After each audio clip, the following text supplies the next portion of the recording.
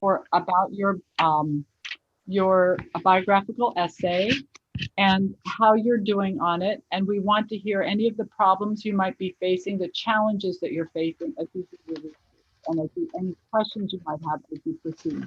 Because you're talking to people with immense um, ideas, lots of resources, and we want to be supportive of you as you work on these essays. So I think we could start with a volunteer. Otherwise, we can go through the list of our students alphabetically. Can I start? First. Oh, Can we're I gonna go? volunteer, Anissa. Look at all No, well, we had asked that Taylor go first because she has to work. She's at work. okay. We asked that on Monday. It was okay if she present first so she can get back to work. Okay. I'll go after her then. That's fine. So, Right. so maybe one of the ways you can structure this is how are you doing? What are you celebrating and what are your challenges? Celebrate, things that you're doing really great that you feel successful about, and then some of the challenges that you have in completing this assignment. And that way we can celebrate with you and also support you.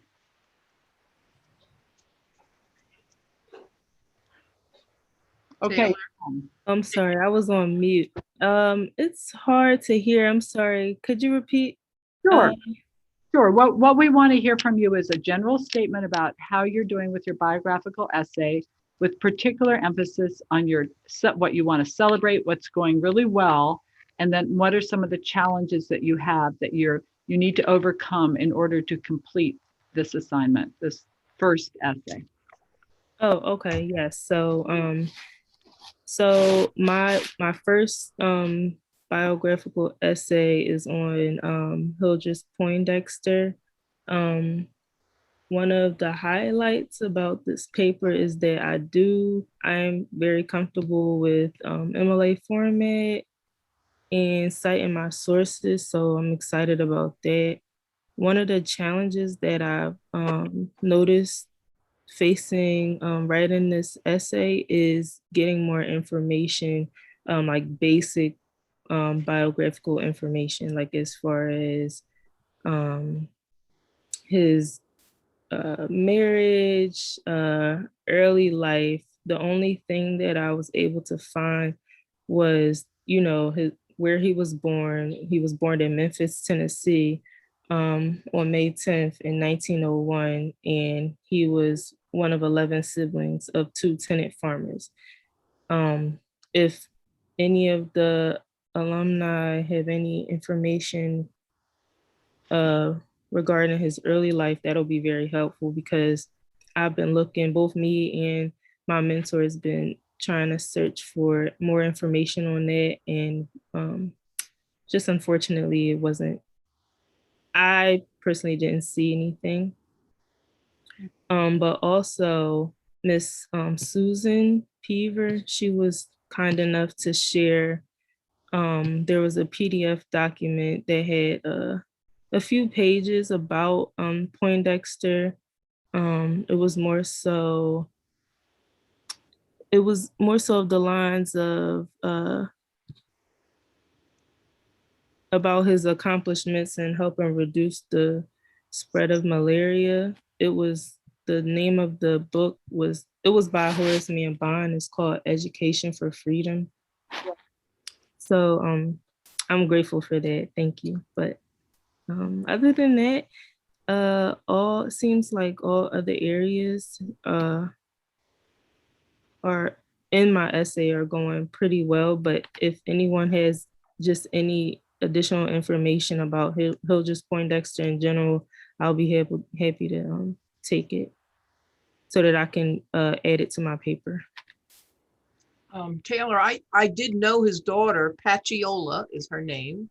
I have not connected with her in some time, but I will try to find her. You may not find much on his family because I have read somewhere, and I can't think where. He admitted that he was not good at family life. Oh, wow. Apparently he's a great scientist. And that's where he preferred to be, in the labs and whatever. And he says his family life suffered. So I don't know what ultimately happened, but I know that when he was on campus at one time, he was with his daughter, and that's when I met I met Pacciola. I'll look, see if I can find her for you. Okay, thank you. Can you also spell her name, please, so I can just add it in really quickly? I'm not sure I've got it right, but it would be something like it sounds, Pattcheola.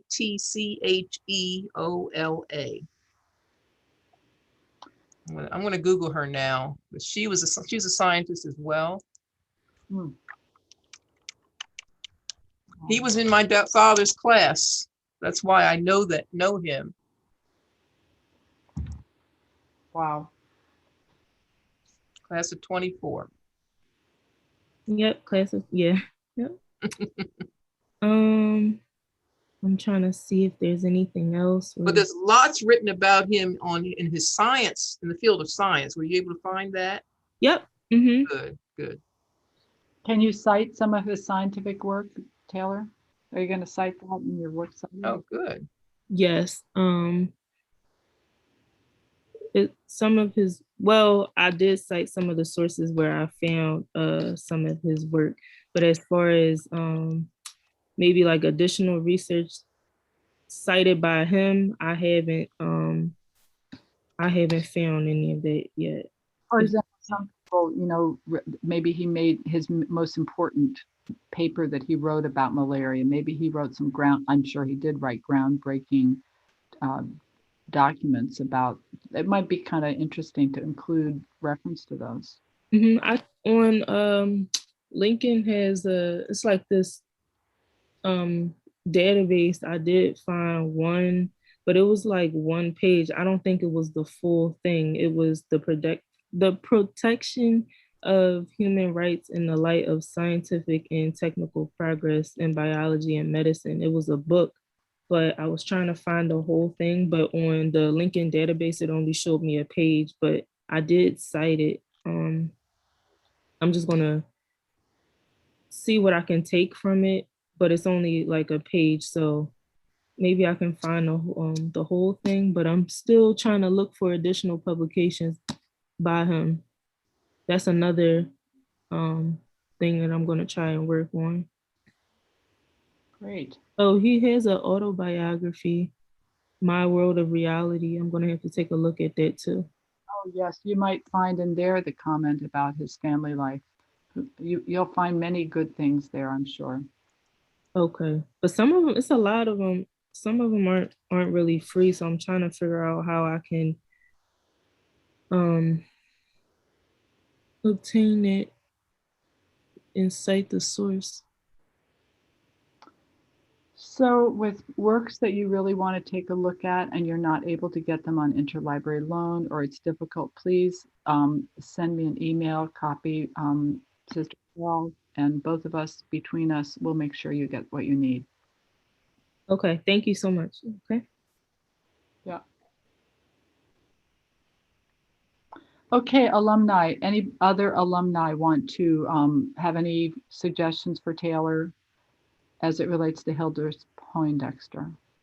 I'm sure, Taylor, you've said only a tad of what you have done, but let's hear from any alumni want to speak up on this? Yes. Is there any information about his return to Lincoln, his contributions or his involvement with Lincoln after graduating, and in terms of his professional achievements? I asked because I remember him coming back to campus on different occasions.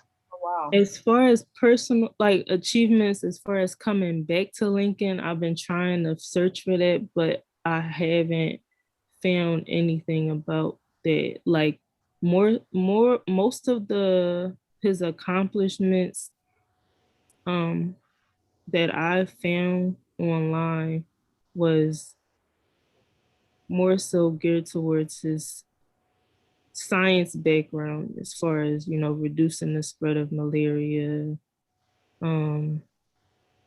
his research and stuff like that. It's a great question, Rob, because I saw him on campus many times, and you really do need to go to the special collections, the digital collections, and search the alumni magazines, alumni newspapers, because I believe he was secretary of his class. And I believe he made entries routinely. So Yeah, thank you, Carol. I was gonna say the same thing, and also the Lincolnian, if he had visited campus and spoke to students, very likely there would be articles by students about that. But again, the alumni magazine, if he made contributions, that would be recorded, there would be mention of him. And that would be, in the alumni magazines. You said it's called Special. That's on Canvas. I think I've seen it before. it's online. No, Through the you have library. to go to the library website and click on special collections and then click on digital collections. And then you'll see listed different publications, in some cases handwritten documents. But for Poindexter, because of his involvement coming back to the university, and Carol said he was active in the Alumni Association, he would be mentioned in the alumni newsletters and also in the Lincolnians, and those are all listed. There are links to those at that digital collection site in special collections on the library website. Okay, thank you so much. Oh, yeah, Ms. Shelton, you might, if you have time, check out what they may have about him at Dartmouth, at Harvard, at Columbia University, because remember he did work there. Yeah, he did. He degrees there. Research there. If you've looked at that already, and I'd looked. Yeah, I've looked at Harvard's website and Columbia. Okay, and also Dartmouth, because Dartmouth, yeah. I'm sorry, you said Dartmouth? Dartmouth College. Oh, Dartmouth College. Dartmouth. DARTMOUTH. MOUTH. And there's also, I was looking at an edited work by J. Kidd Kessler and others. And it's entitled 1996, Distinguished African American Scientists of the 20th Century. I don't know how useful that'll be. Distinguished African American Scientists of the 20th Century. And there are two authors, J. Kidd Kessler, Kessler. Kessler. Okay.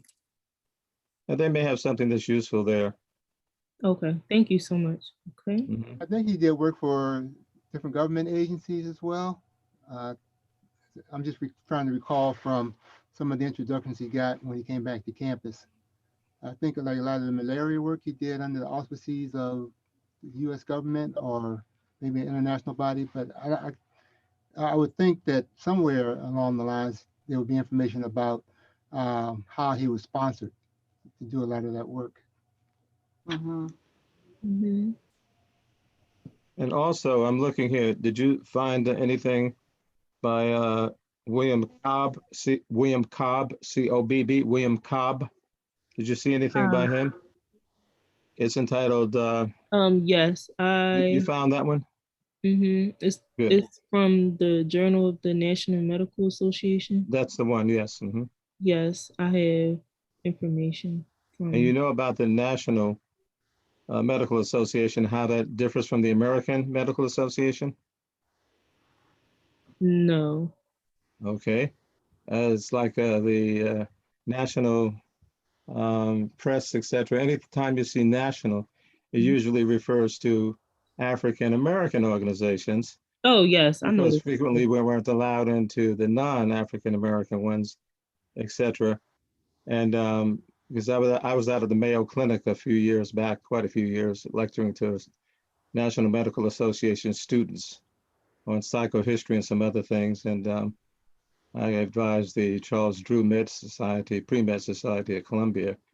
And we always had discussions about that. So just keep that in mind as you go forward, because that can be one of the threads you might want to weave. Despite all he did, there was always that national as opposed to American. That's the nature of America. It is. I wanted to mention that Shelley Mix, who is our PR person, is a very avid historian as well. and she's fun to talk to, and she might be an encouragement to you as you pursue these various sources that we are talking about, Taylor. Her name is Shelley Mix, so her email would be smix@lincoln.edu. And you could tell her what you're doing and why you're doing it, and she will get very excited and maybe have some info for you. Okay, like mix, like M as in Mary, mix. MIX, Shelley Mix, S Mix. Yep. Okay. Okay. Thank you. You copy me on that email too. I can reinforce some of these things. Okay. I'm gonna write that down right now. Well, I think you have a great topic. Sounds like you've done some very solid work.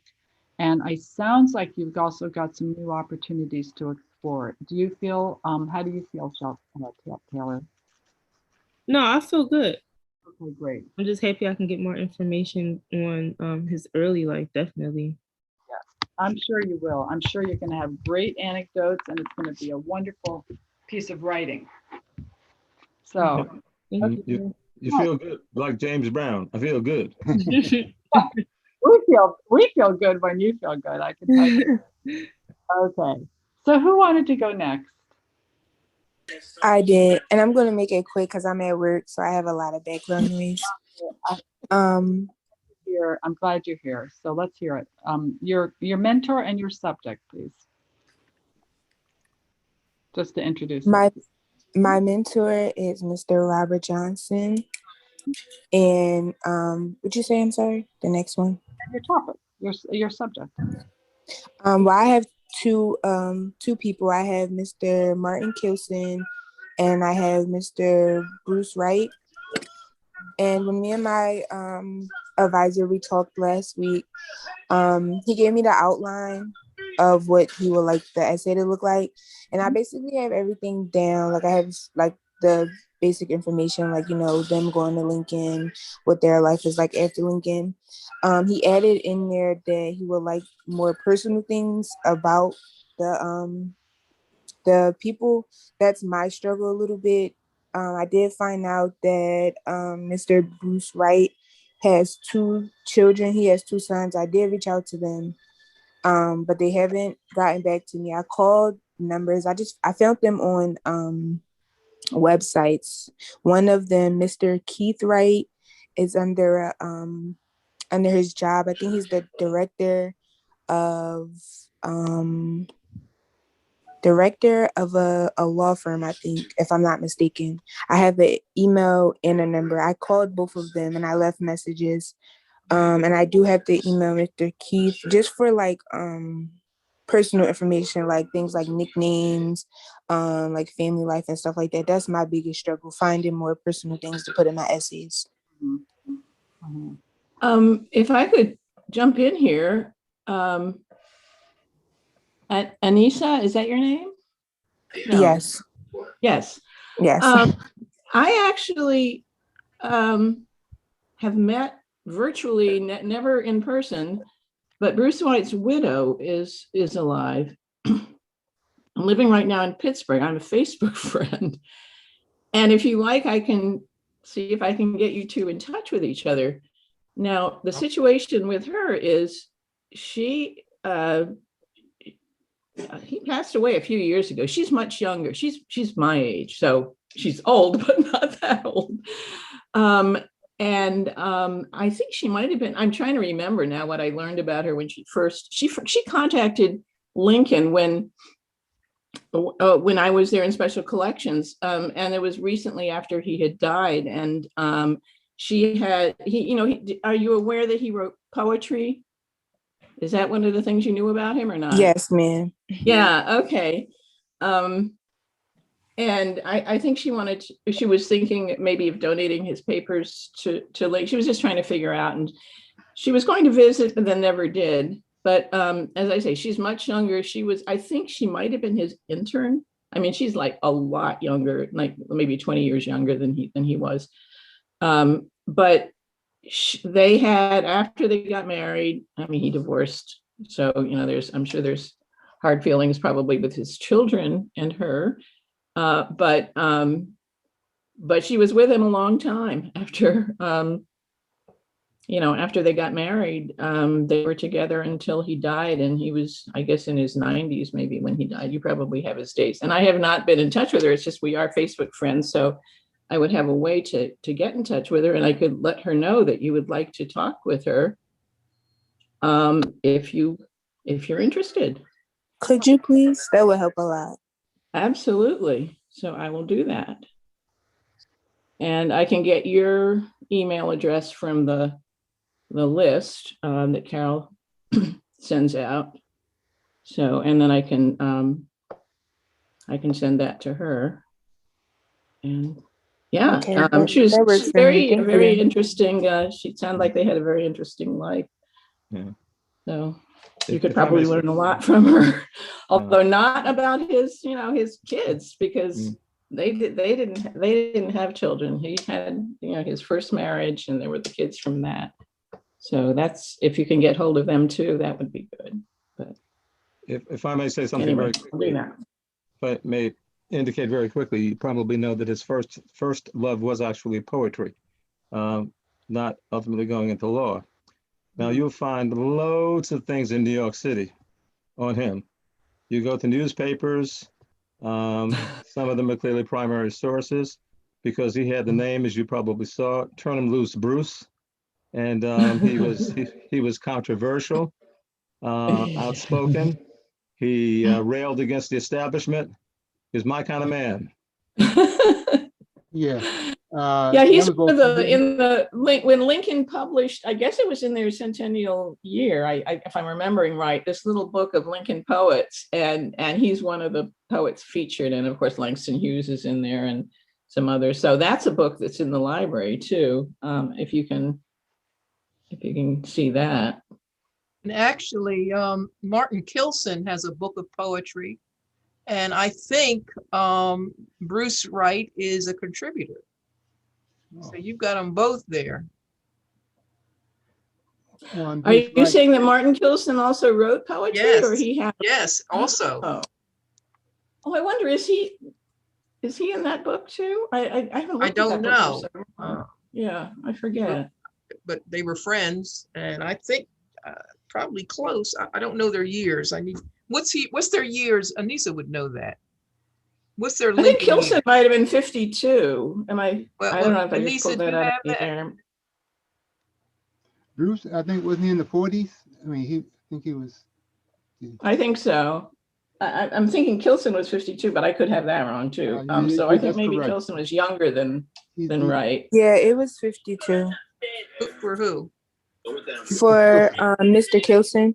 52. Yeah. Yes, Okay. 52. And what That's was funny. Bruce I'm Wright? terrible at dates, but somehow that date was in my mind. Yeah, what's Bruce Wright? Sometimes the late 40s jump out at me. But Sometime Earlier. It was 42. Oh, okay, so they're not that 42? close. Yeah. Oh, I somehow thought it was later than I that. thought, Okay. he lived a long time. But he was Yes. also active in New Jersey. I think he did some work in New Jersey as well. He And- ended up in Connecticut. That's where he was living in Connecticut, I think, when he passed away. And then his widow was looking for a place to live, and she ended up in Pittsburgh, which she loves, or she did the last I heard from her. Anissa, you may want to check with Dr. Dwight Murph, who's on our list here, part of our group. He may be familiar with some of his work in New York City, around a lot of the controversy, especially with the police union and some of the other institutions there. So I'm not sure if Dwight has some insight or information about those interactions, but he's familiar with, his reputation. Okay, I'll do that too. Nisa, it sounds like you're working on both people at the same time. Were you setting a priority on one before the other? How are you approaching that? You just working? No, I actually I did do both of them at the same time. And when I found out that I had to do like more personal information, I paused on Mr. Kilson because I didn't have any like anyone to reach out to, like that was living. So I'm focused on Mr. Bruce Wright as of right now. Okay. Now, Kelson collaborated with Dr. Nwachukwu on the updated history of Lincoln. Mhm. And Nwachukwu's widow is around campus, I believe. And I would imagine she might have some anecdotal material about Professor Kilson.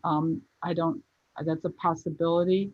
I wonder if Dick. His widow may still be alive. I don't know. I mean, Yes, it's he been a while, is. you And know. he has a large family. Yeah, they're very close. Well, his son is. Last time I saw him was a number of years ago when he came to the breakfast carol at the Martin Luther King breakfast in Kennett. He was the speaker. Do you remember Yes. that? So He that's the was last I Lincoln. saw him. He was there not too long ago. Yeah.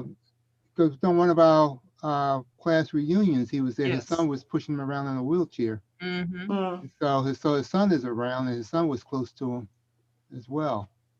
So I don't know. I mean, I met the son. I've seen him on different occasions, but Yeah. I don't know him at all.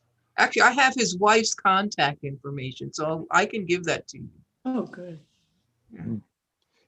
One other thought, going back to Bruce Wright, and I'm always looking at the climate during which individuals lived, as I said, when we look at prosopography. Our wonderful Princeton University, did you see what they did to him? No. No, they rejected him. Mm. He applied for admission That's how he got to and he Lincoln. was rejected. He was actually born in New He Jersey. was raised there, yeah. And he was rejected at Notre Dame as well. Wonderful schools. So you know, if you're not aware of that, just try to look at the environment, just like we're looking at the environment today and certain things that are happening. History is cyclical. But his sons, based upon what I had seen when I was looking at some things a while back, I think one of them actually went into politics and another one became a judge, I believe. So one of them kind of followed in his footsteps. You can try to look up their names and see who they are. They would really be up there in age, I would think. I don't know if they're still alive.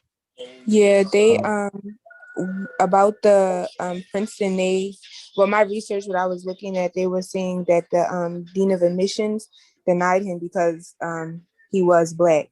Right. So I did find that out. And his sons, I believe it's Keith Wright, that they became a judge, if I'm not wrong. I do have both of them, though. I didn't look into them much, but I do have them down here. Bill, can you Yes, send sir. us that term that you're using in terms of looking at the historical social context? I wanted to Yeah, reference it, but can you either put it in the chat or email it to us? Oh, prosopography? Yes. Yes, sir. Okay. It's mostly a much more kind of a literary term as well, but I'll send it to you. Yes, sir. Mhm. Okay, thank you. So Anissa, it sounds to me like you could be pursuing some personal contacts to get a sense of the life of Martin Kilson, some of his relationships, perhaps a little bit more of an intimate look at his life, in addition to the magnificent academic career that he had and his contributions in his field of history. So it sounds like you've got some good contacts. Are you comfortable with what we've been saying? Yes. Do you have any questions about the suggestions that are being made? No, ma'am. Okay. Anybody else want to, now I'm taking notes here too, so if we have any more ideas that we get, we can contact you later. Any other alum mentors want to say anything about Martin Kilson or Brother Wright? Okay. Well, Anissa, you're doing a great job. Keep up the good work, and we'll look forward to your paper, your essay. Thank you. Okay, who's next? Nia, would you like to go next? Okay. Yes. All right. So the paper is going pretty good. My only issue is, for the most part, that due to the fact, it's like the late 1800s. some of the special collections don't go back that far. And I really want to get more information about his time at Lincoln, being that he was noted to be so like important. Who are you talking about, Mia? William A. Credit, Oh, Dr. Credit. Okay. Who's your mentor? Miss Carol Black. Okay. And I sent you some stuff. Yeah, I have that in the paper. It's pretty Right. much done, but like I said, I feel like there could have been some things I could have added to make the paper just a little bit lengthier. Mhm. However, I feel like what I have so far is actually pretty good for what I was able to get. Mia, where was the credit from? The alumni news, oh, sorry. Is he from Old West Baltimore? Yes. Yeah, Baltimore, Maryland. So we probably want to share the piece that's already been. I'll do that. Mhm. How about the alumni newsletters? If he graduated in the 1800s, when did he die? He died 1921. Right. They wrote something about him in the Herald at the time Okay, of his that's what I death. was thinking, that there should have been an obituary. Okay, good. Right. Mhm. Yeah. In the obituary, it says he was survived by 3 children. However, on Ancestry, said that he had 4 with his wife. So I'm not sure she was pregnant at the time of his death. I really don't know, but I added it anyways, just to be sure. Well, maybe the child had predeceased him. Could have. Yeah. Maybe. Because he was only 55 when he died. Mhm. How about with the Downingtown Industrial School? Did you get information on that? Yeah, I did. I also included information.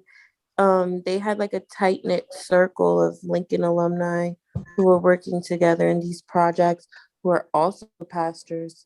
So I made sure to include that. And his famous church. Yes.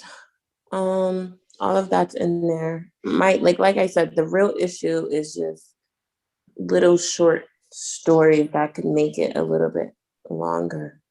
Have you consulted the archives of the church? I don't know. I can't remember much about this guy, but church archives might be a source. Oh, And that's good. I made sure to like mention how like under his service, he's the one who like changed the location, well, expanded the church's location, and changed the edifice. But and any Baltimore City archives? Have you tried Baltimore City archives? no, I haven't. Okay, what I'm going to send you a list of sources on this guy that might help. I'll fax them to you. Okay. How about Dr. Miller? Would he have any materials? Well, Merrill oversaw the bio essay on credit that was in our Treasure to Treasure publication. So some of the sources that he would recommend are already in that bibliography that I'm going to send her. Yeah. And if she needs to go any further, she could do that. But I want her to check it out first before we go to Merrill. Don't you think? Yeah.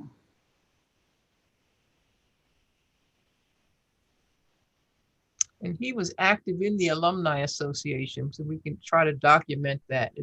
That is hard. I understand that. Now, getting back to Merrill, didn't he just do a book on Old West Baltimore? Yes. Well, I wonder. And he has extensive information on credit. Yes. So do you suggest she should do some preliminary look in the sources that we've already used? Yes, definitely. And then after that, we can go further with him. Okay. Yes. So Mia, you and I, we need to get together and do some homework and then maybe take it a step further with Dr. Merrill, okay? Okay, that's fine. Should I email you what I have so far? Yes, you could do that, but it's most important that I email you what I have and in terms of resources in Baltimore. Okay, sounds good. Thank you. on Saturday on the way. Just an observation, in terms of our subjects' contributions to Lincoln, it may not always be that they were active in the Alumni Association per se. It could be that they came back to campus, spoke to students, made contributions, spoke highly of Lincoln during their professional activities, made it clear that, the foundation for their success came from Lincoln. So those are ways in which they could, post to Lincoln, be influential or contributing to the image of the institution. So. Yeah, I went through some of the archives and I saw like a list of alumni who donated, I believe in 1896, and his name was on there. Good. So, I mean, that's information that would be useful. And it might help, current and future alumni to say, oh, somebody in 1896 made this contribution, then I can do so. I came across someone in 1937, 1938 who wrote $1,000 check. He used to be an ex-slave. Oh, wow. From the 1850s, he remembered his mother walking around with him and his brother holding their hands, trying to find a buyer who can buy the whole family to keep them together. Wow. And some years later, he wrote a check for $1,000 to Lincoln University. Wow. In the 1930s. Wow. So if that can't inspire some of our alumni today, Right. to make a contribution, and our future alumni to make contributions, I don't know what will. Who was anyway, that, Rob? But those kinds of stories, because of the audience, the specific audience, even more generally, would be very helpful in terms of giving information about our fellow alumnus and alumni. Who was the alum who wrote the check, Rob? He's a reverend. I'll have to go back but if you look over into the 1936, 37, 38 bulletin, or the president at the time, I think his name was Wright, was wrote a statement about plans for the upcoming year and some review. But in there was this statement written by this man who was a minister. Right. I think he was from Maryland, maybe, I'm not sure, from Baltimore or from down south, south of Lincoln. Yeah, fantastic. Yeah. Okay, so before we go on, can I backtrack for just 1 second about Tilson? And it just, wouldn't Dr. Winchester have personal, wouldn't he be a good source too? You're breaking up. I'm not hearing. Yeah. No, I was just thinking about Dr. Winchester and his and knowing Martin Kilson personally. I don't know what their connection. It seems to me that Winchester might be a good connection there. What do you think? Good idea. Good idea. Okay. He was very visible on campus. I mean, every commencement I saw him there. All right. Okay. I'll mention that to Anissa. Mm-hmm. Okay. So Mia, do you have a sense of where you can go next after I connect with you, in addition to what everybody else has said? Yeah, because for the most part, the paper is done. I just really wanted it to be a little bit more personable. But like I said, I think so far it's actually really good.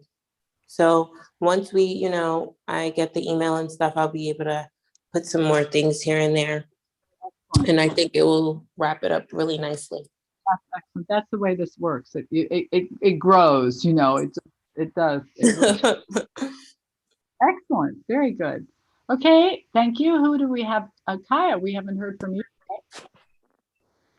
Hello. Hello.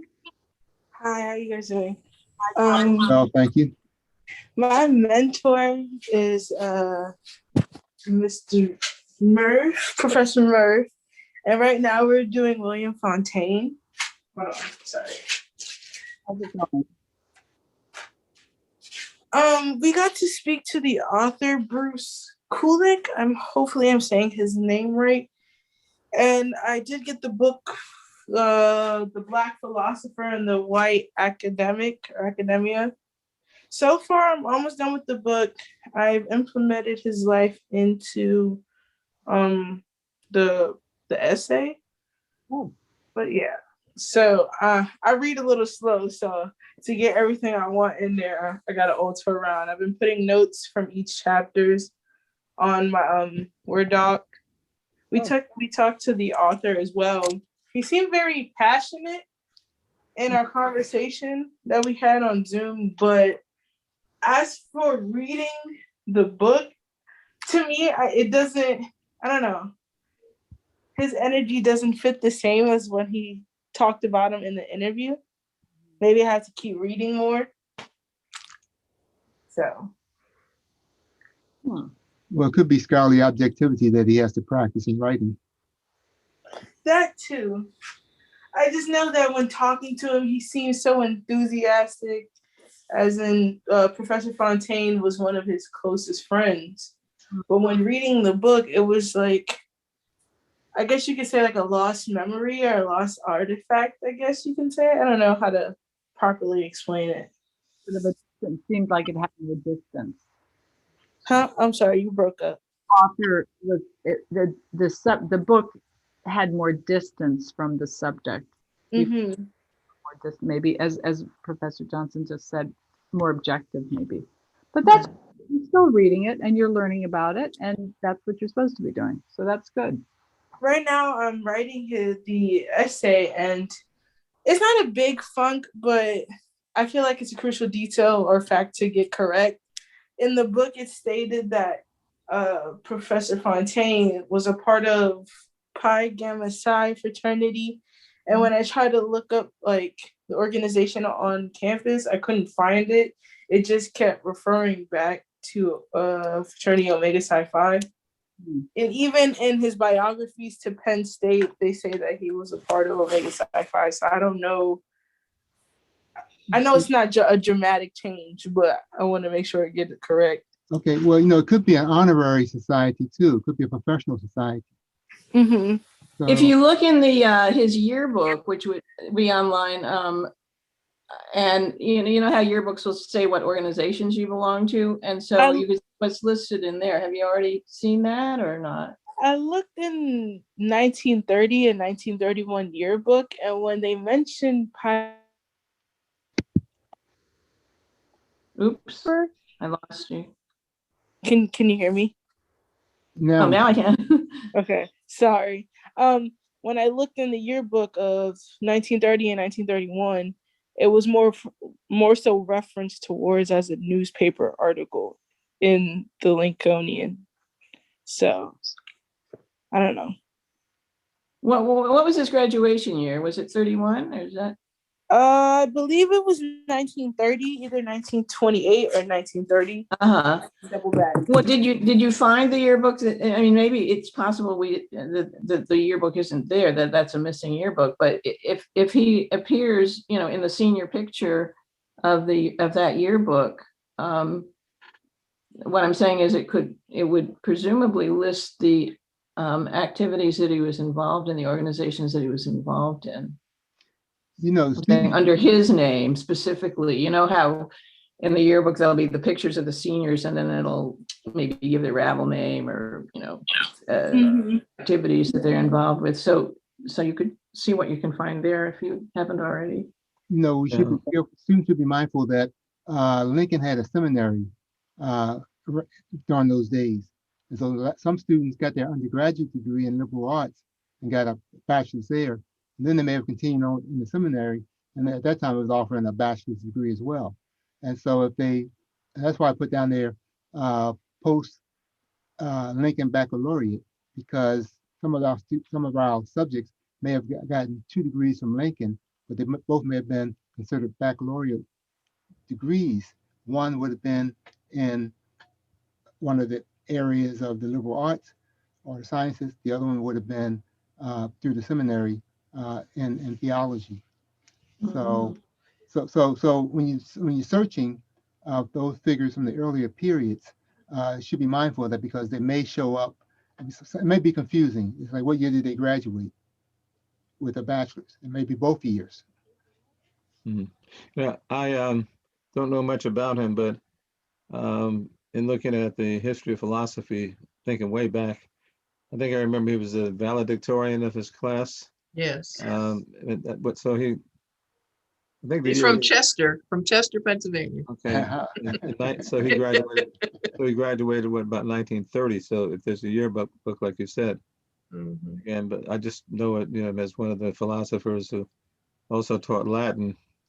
But I don't remember a whole lot more since I haven't looked at it in a while. There is an endowment in his name at the University of Pennsylvania. I think it was set up by former Okay. students. Now Kulik, that's the book you're reading, right, Kaya? Yes. Okay, he was doing the biography of William Fontaine, but he seemed to think, well, that Fontaine wasn't as great as everybody thinks he was because he didn't find a lot of written stuff by him. So I always wanted to delve into that because he was constantly writing. So either they don't have his writings, or something must have happened. I don't know. I don't know the answer to that. But I've seen some of the writings he's produced at Lincoln, along with Langston Hughes on the Lincolnian. Before it was changed to the Lincolnian, I guess it was just called the Lincoln newspaper. So, I just found something in the yearbook. They called him Kingfish. That's right. I'd forgotten that. Yeah. Kingfish. And he was the president of his class. And he was a Latin instructor as well. Wow. And it says quite a here, scholar, yes. And he was apparently, I understand, a very handsome man. Yes, 6 foot something, skinny. Yeah. It does say what a fraternity he is a part of. So Yeah. What fraternity was that?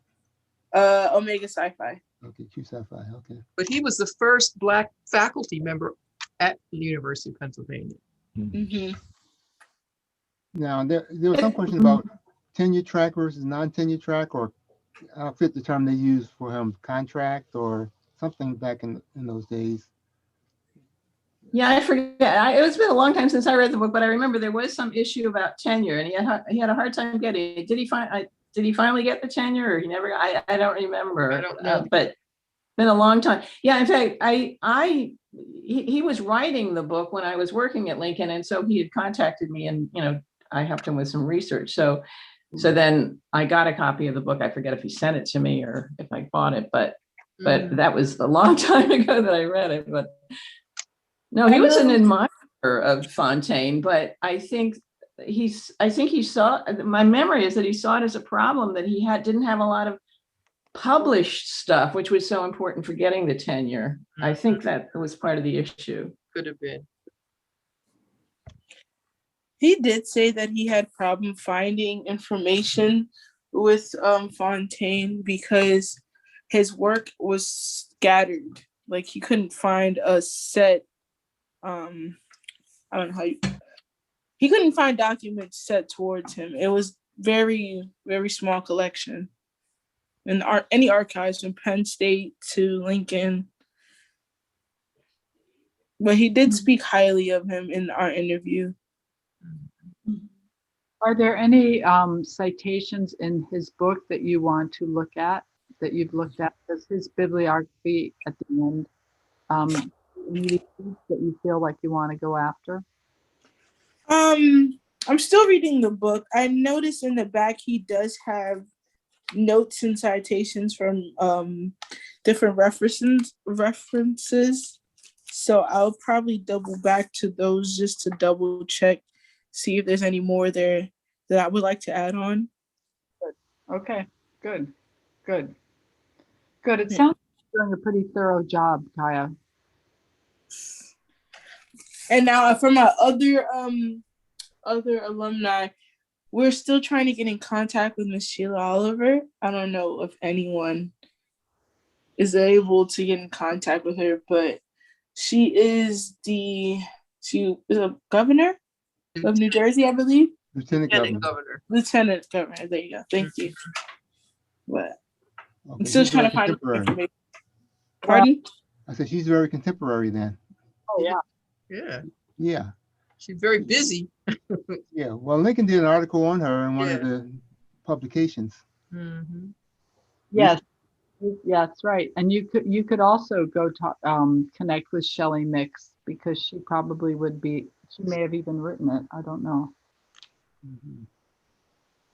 But I would definitely do your background reading, but persevere with that interview because an interview with her before you finish your essay will be wonderful.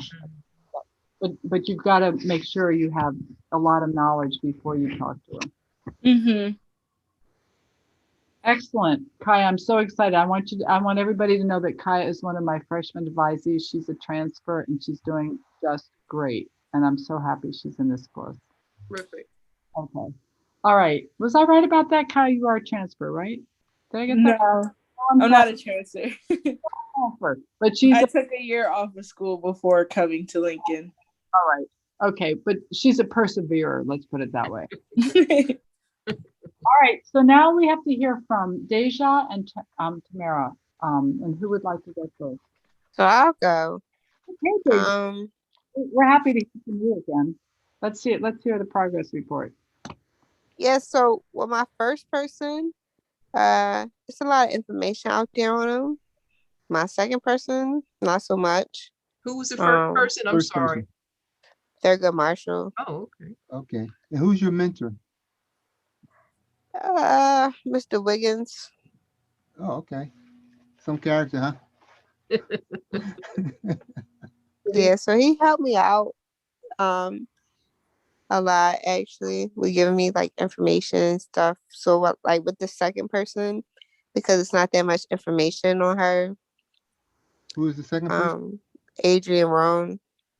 Oh. He gave me her like number and stuff. And I called her. First time I called her, she told me to call her back on Monday. Second time I called her on Monday, she told me to call her on Tuesday. Tuesday I called her, left a message because she didn't answer. So yeah, I think it's a dead end. I think I need another second person. I think you should stick with it until you get what you want. Absolutely. But what I told her is to use the names of the individuals who have the juice, including Sister Carol Black, and to indicate very clearly what it is that she is doing, and that it's not just some person who just wants to invade her life. It's not a fishing expedition, that this is a course that she's seriously involved in. And I know Sister Black, you know her pretty well, do you not? Yes. And see, I don't know her. I know Margot has met her a couple of times, but if someone started asking me questions or whatever, I would want to have some background information as to, quote, where they're coming from, end quote.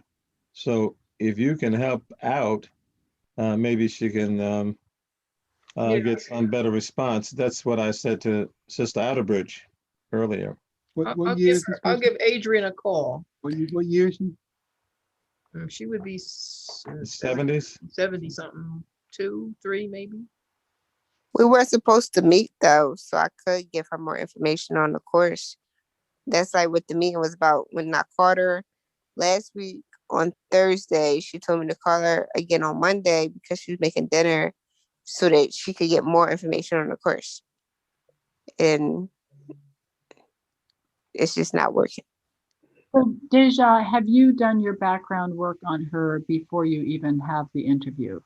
Have you done the basic background of early life, dates at Lincoln, some of the things that you need to know factual? Yeah, so it's not that much information out there on her. Like that was the whole thing. Like it's not that much information out there on her. That's why I was trying to talk with her. And even with the stuff I found, it's still not even enough. Like, cause she's, I don't know, maybe she's like really private or something, but it's really not that much when you actually look her up. Like when you actually look her up, it's not that much. That's why I was trying to interview her. So I figured I could get more information through interviewing her. Did you Well, find anything? Did you check one- the archives or any of the material at Lincoln? No. Okay, well, that seems like a good Yeah. source because the 70s would have been a good time. I mean, Mhm. between newspapers and other publications, you know, they captured a lot of stories about different people. I Well, also well, suggested that since she was chair of the board of trustees, that you contact Diane Brown, who's the manager of the board, for information. I mean, she was there when the Barnes Right. was at its height. The controversy and the case. She was very involved, very active. Yeah, certainly. Did you find her on LinkedIn? I mean, that's sort of the public place that has her main Yeah, information. I found her LinkedIn, but even Okay. on her LinkedIn, the only thing you can really see is like her jobs. And the only job Yeah. as of recent, I think, is that she worked for the IRS. And Yeah. like, You mean it's IBM? not a problem as far as like finding No, you mean IBM. people. Do you mean IBM? I don't Yeah, think. Yeah, not IBM. IRS. Yeah, not IRS. Yeah.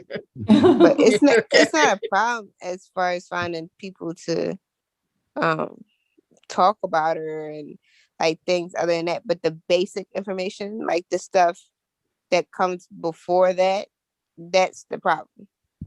And that I feel like I can only get from her, because the other stuff that y'all are talking about with like talking and figuring out what she did as far as the what was it, the alumni, that's like the fourth category on this list that we have to go through. Like from the guideline that y'all showed, that's like the fourth thing. That's like extra things. But the three things that come before that, I can't get unless I talk to her, What are those because three it's not things? out there on Google. What are the three things you can't get?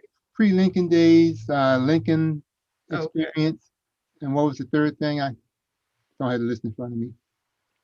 Let me Personal pull up the accident? list. Huh? Lincoln contacts. How did she get to Lincoln? Yeah. And the things we've just mentioned, I discussed that with Sister Outerbridge, and her husband is also an alum of Lincoln, for what that's worth in terms of information. But I would think she has a lot to say about the things that she faced based upon her being a lady, a woman, the sexist attitudes of individuals. And she's quoted as saying a number of things, especially when, as I'd said before, when she entered the alumni house and someone allegedly said to her, "So it's come to that." In other words, women are coming into the alumni house. So she's had some experiences. But Sister Black, I think you are going to be the best person to contact her, and hopefully it'll be fruitful. So Sister Outerbridge is not left floundering. Oh, of course. Deja, I think as you pursue an interview with her, you want to be very clear with the questions you're going to ask her. And because of what Brother Wiggins has just been saying, the context of her life, the context of the times, being a woman, the first, I don't know if she was the first, but a chair of the board of Lincoln, that's huge. Yes. It was. So what are the factors? You could ask her, in what way was she prepared for this position? What are the things in her life that led her to a situation where she was ready to step into that role? And that will open the door to a lot of personal revelation, I would think, about her childhood, perhaps some of her early jobs and so forth. So that's kind of what you want to look at. And then what are some of the challenges, particular challenges she faced as chairman of the board? And then, I mean, you could be talking for hours on that one. Those two questions particularly, what led up to taking that position? And then how did what did she face of particular interest? Yeah, and get permission to tape her. Yeah. And don't give up. Recording. Yeah, give Sister Black a few days to contact her so that she can really ground her in what the project is, and then you'll be able to walk in, and I'm sure you'll meet with success. Mm-hmm. Deja, Okay. what have you found about Thurgood Marshall and his contributions to Lincoln?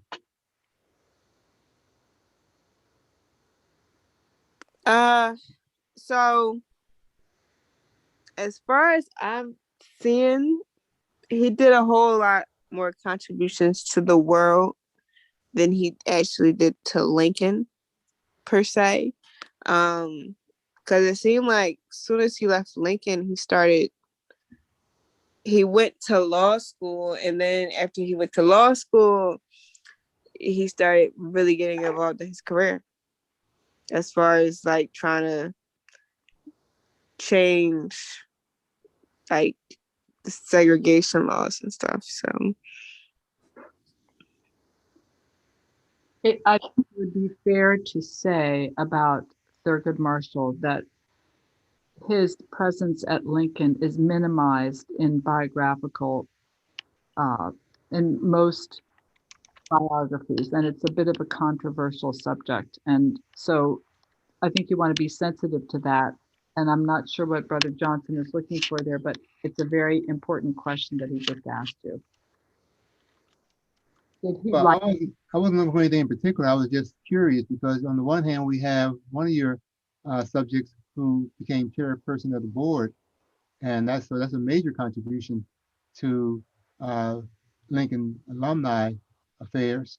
On the other hand, Thurgood Marshall is a prominent, noted individual. What was his contribution to Lincoln? I mean, beyond his name and reputation and being associated with Lincoln, but did he come back to campus? I'm trying to remember. I think Charles, do you remember if he ever came back during our tenure to speak or anything like that? I can't think of I anything. remember him coming back. They seemed to be to class reunions. I was young, much younger. Don't recall his speaking, but yeah, so like I know he was a part of Alpha Fraternity Incorporated, but he also was suspended like twice for hazing. So, well, there's that too. Yeah, that's all that's good to know. I mean, it speaks to his personality, and I mean, a certain amount of brashness or irreverence and to norms, and so he took on the system. If that's his characteristic or attribute of his, and he was flaunting rules as an undergraduate, then when he got into and I think he went to law school at Howard. Yeah, he tried to go to Maryland, but they wouldn't let him in because of segregation. Right.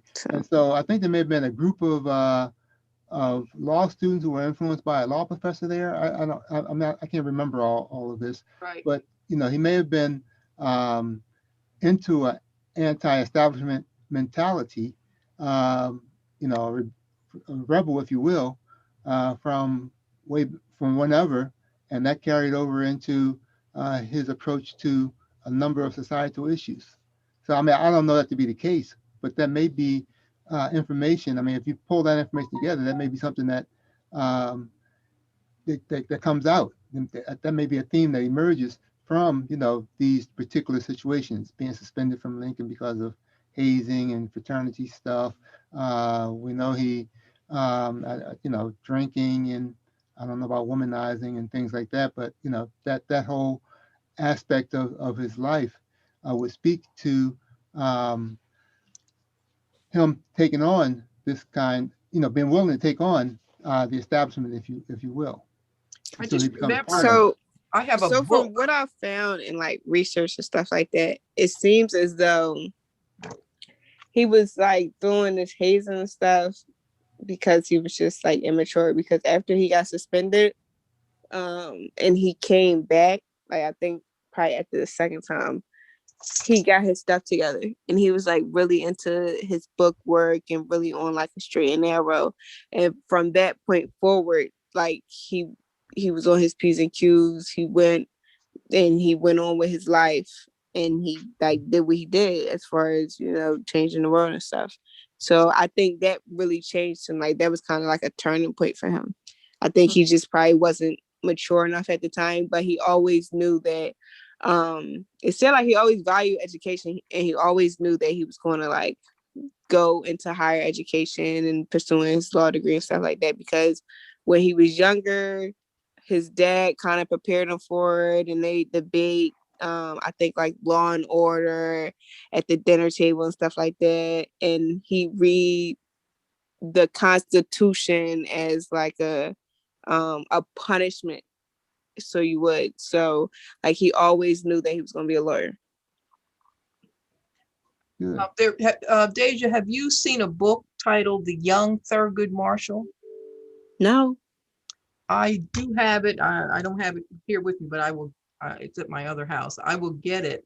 He was actually the author of that book was a featured guest at the Baltimore alumni chapter event maybe 6, 7, 8 years ago.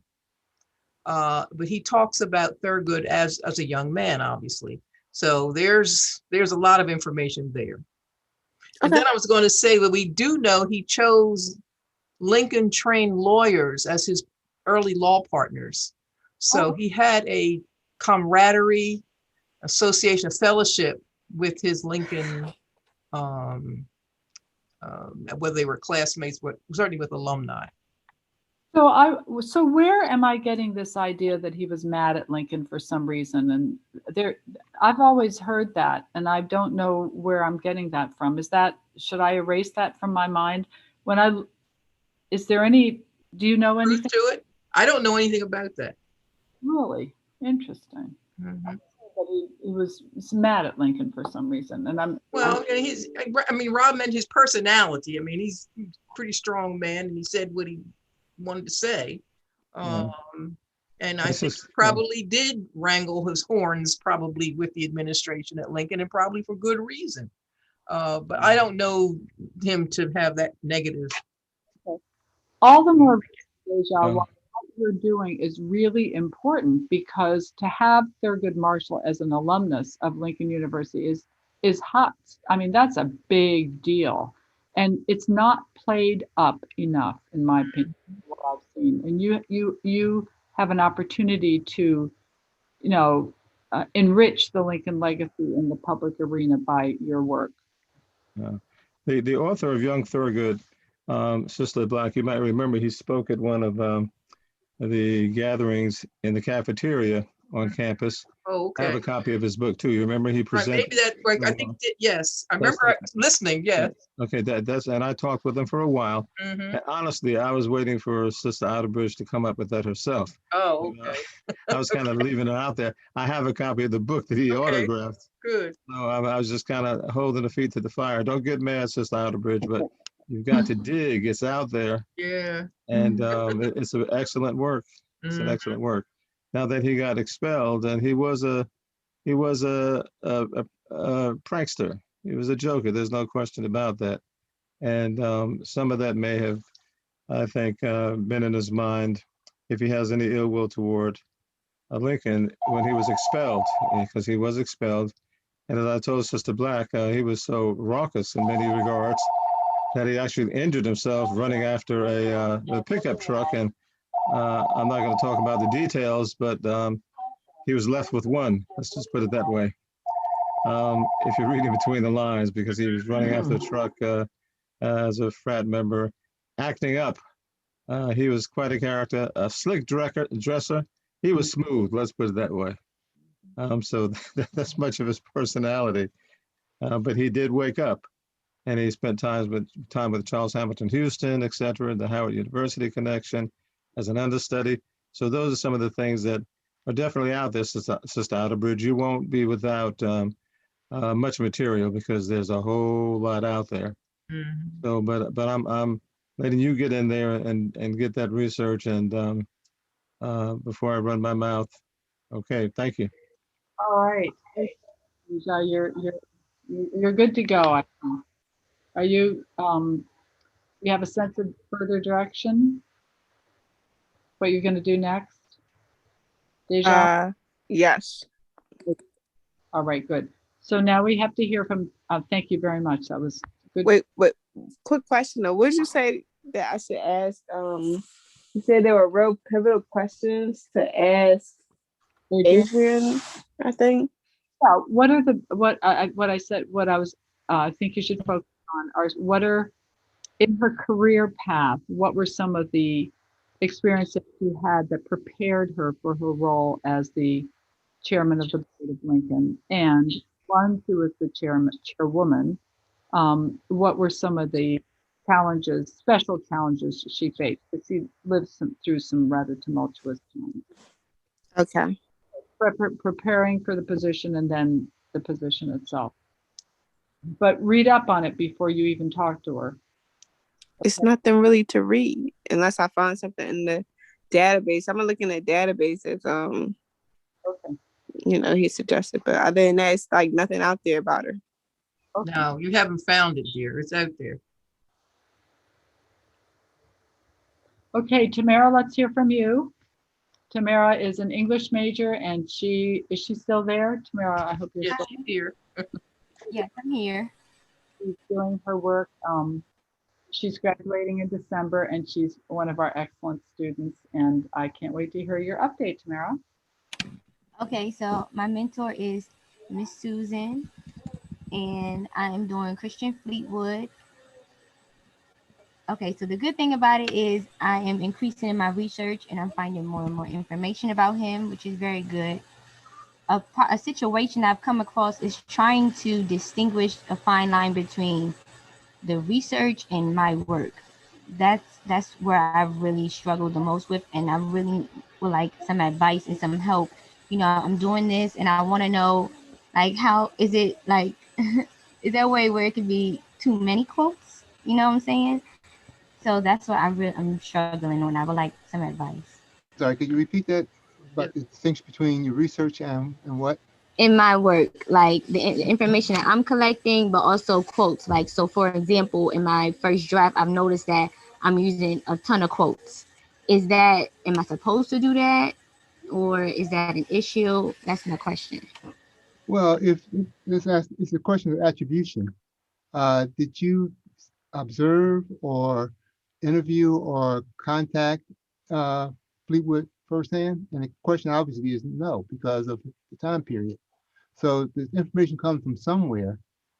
And so how do you document or attribute that information to the sources from which you received it? I think Tamara's prepared to do the documentation, but I guess I would like to speak to this issue as well. Tamara, as you go over the outline of information and you have all this material that's in your head, you want to think in terms of paragraphs. And so your work will be interpretive. Can you say a general statement that will embrace all of this information that you have? And you're going to use a lot of your quotes and cite it properly, but you're not going to want to use all of them, right? Right. Right. So think about topic sentence for your paragraphs and then fill in with the information. And your work is interpretive. Your job is to understand who this person was, why his life was of particular significance to the Lincoln community and the world and so forth. And so you're going to base your comments on the research that you've done. So your work, I've just said what I meant. Your work is interpretive. You give the general statement, you fill in the details, and your details should support your conclusions.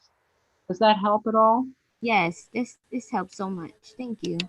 Anybody else want to make a comment about that? But yeah, your documentation is very important, but I think you know about that, right?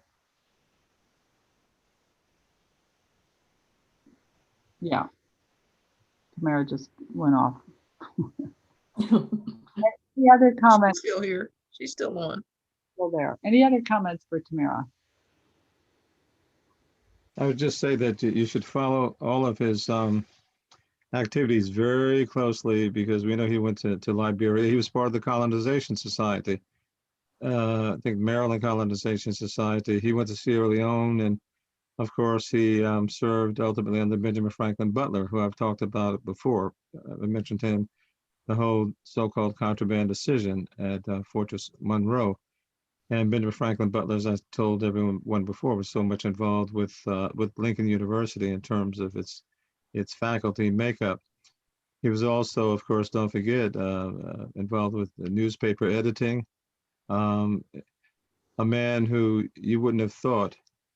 He lived to the early 20th century, 1914 or something, that he did all of those things, and he was a recipient, of course, as you know, of a Congressional Medal of Honor, but also the Butler Medal that was designed by Benjamin Franklin Butler. He's just a fascinating individual. You don't think of an individual who fought as he did, and I know that you mentioned, someone mentioned that they found his gun at Lincoln someplace. That was the last time we were speaking. Who said that the gun was found? There was a gun, but I don't know that it was Christian. It's never been attributed to Christian Okay, Fleetwood, but it okay. was, Mhm. I don't know. Right, and he has an autobiographical work too, so you got a lot of information on him. He's a fascinating man, it really is. And he was one of the early graduates too, in 1860, as I recall. And then the war broke out in 1861. And so he changed his position in support of colonization, which is interesting too, because I would have thought that, he wouldn't have been so interested in that. Well, initially he probably thought it was a good thing, but I'd be interested to see if he started saying, no, it wasn't such a good thing, that there were those who wanted to get rid of free blacks or freed blacks, etc. So, but fascinating man. I'll be quiet. Thank you so much. Who's your other person? My other person, her name is Soraya or Sarai. I might be pronouncing it wrong. Soraya. Soraya, yes.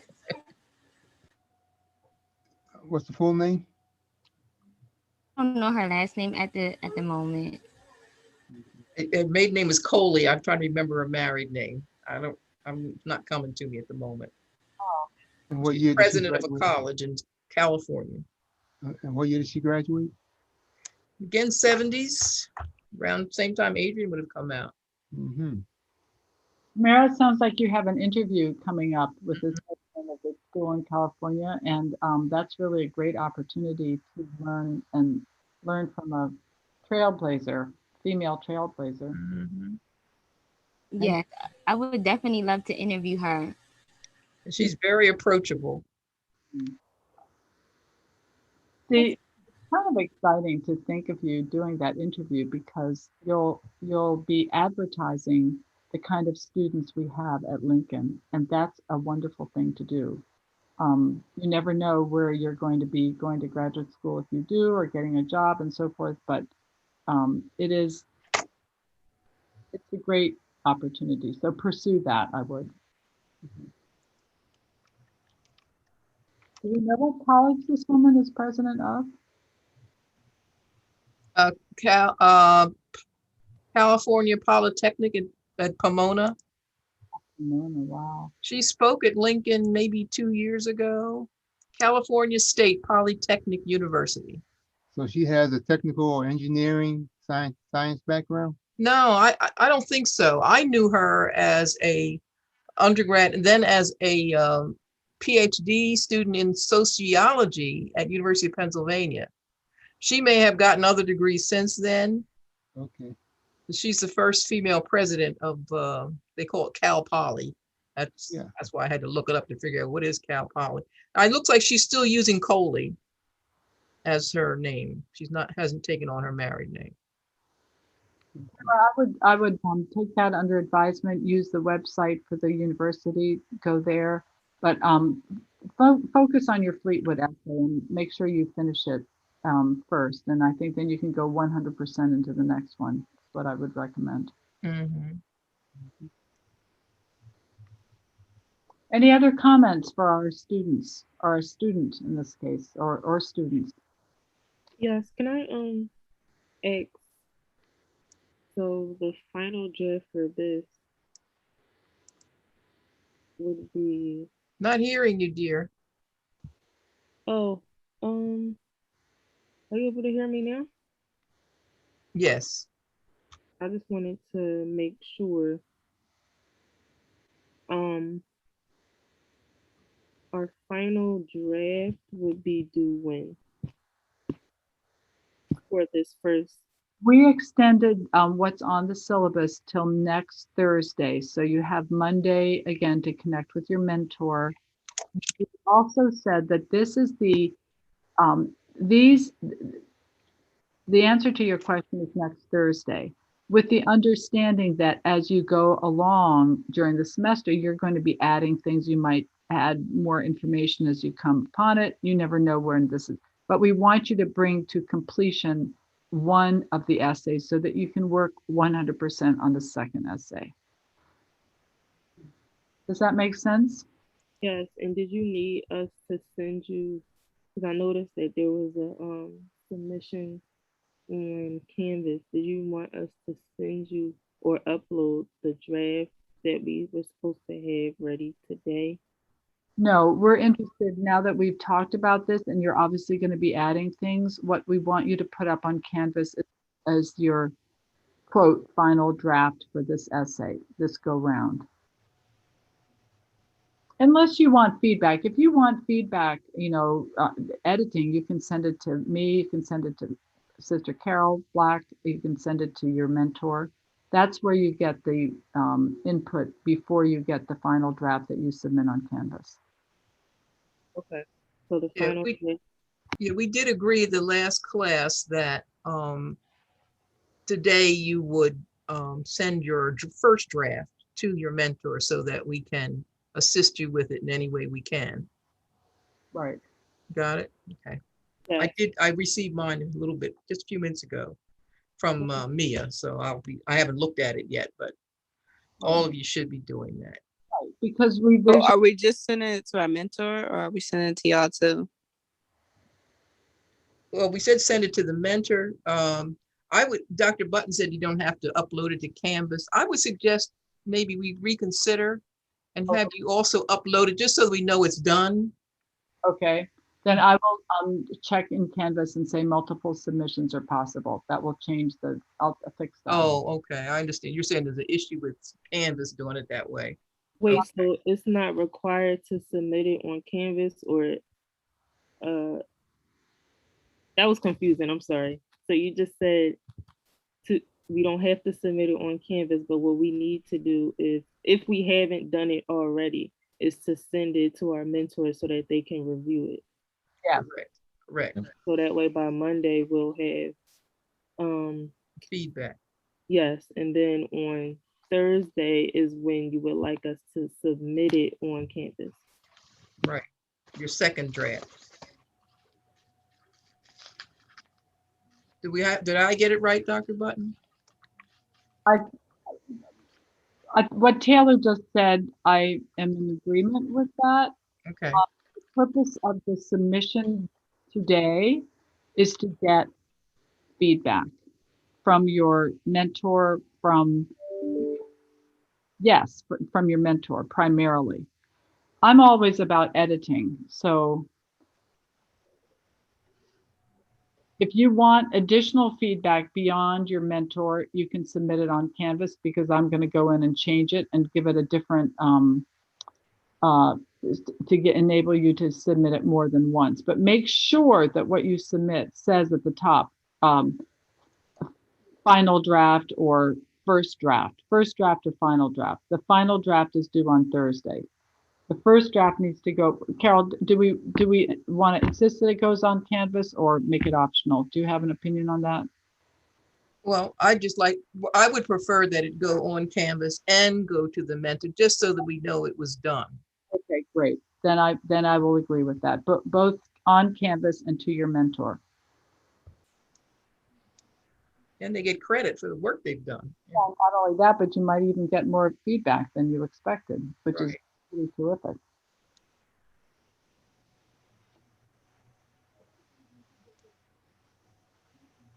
Yellow? Okay. Got it? Yep, thank you. Okay. Sure. Carol, Carol, why don't I send also an email to the class affirming that that portal will be open for this submission today as well as next week. Oh, they can't just submit it. It has to be open. Well, Wow. submitted today, then it's because I only had one submission on there. You can say multiple submissions or you can say one submission. And I said, Oh, okay. that's the issue there. And so that when they submit it, they need to make sure that it's entitled which submission it is so that when we get the final draft, we know it's the final draft. Oh, I had a question for all of us. You know, students are coming across a lot of materials, or will come across a lot of different sources. Yeah. And we talked about artifacts. And some of us have suggested to students to look at different types of materials. Is it possible that we could have an online version of these essays so that if people wanted to include things like digital, visual, audio material that would be available to the readers? You know, one of my mentees, I talked about musical influences on the writings of one of our subjects, and you know, does a person have was the person influenced by reggae or calypso music because the mother's West Indian from Jamaica, for example, and or you know, are there other objects that, you know, somebody talked about the rifle, Fleetwood's rifle, whether it was his or not, but if there were links to those types of sources, that may enrich the experience, or you know, places on campus, the chapel or the library. I'm talking about the old library, or other places where people may have frequented. Our current students may say, yes, so-and-so sat here or occupied these same halls or whatever. And so there could be a visual of, you know, that place. So I'm just wondering, is it possible to, as we go forward, in addition to a written publication, have some other kind of outlet for a multimedia exposition of these works, if you know, if it warrants such? Okay, I'll respond to that. You're notching it up to a different level, or at least an additional level. The primary, as I understand it, as I see it, the primary goal is a book history of the alumni, which could include photographs, it could include images, certainly links in the bibliography. But if we're talking about an online version of this history, which is a terrific idea, that's another class. And because getting written it's a good idea, but I'm not sure. We'd have to think about that to do that. But it's a great idea, and it's going to need time. I'm going to need some time to think about it. I'm just throwing it out there for consideration. It's a brilliant idea. In fact, that's what we've done with the Memorial Arch. It's all online. But I guess I'm just so old-fashioned. I'm thinking book. But hey, yeah, no, I'm you know, that's the first order of business. I mean, I'm not saying, you know, either or. Yeah, no, I think it's a great idea. Can we keep that in the? Sure. It's a wonderful idea. As people come across these materials, or as we may encourage them to, you know, consult or look into some of this material, these artifacts or other sources, you know, that might be something they may want to share if they come across it, and share with other folks.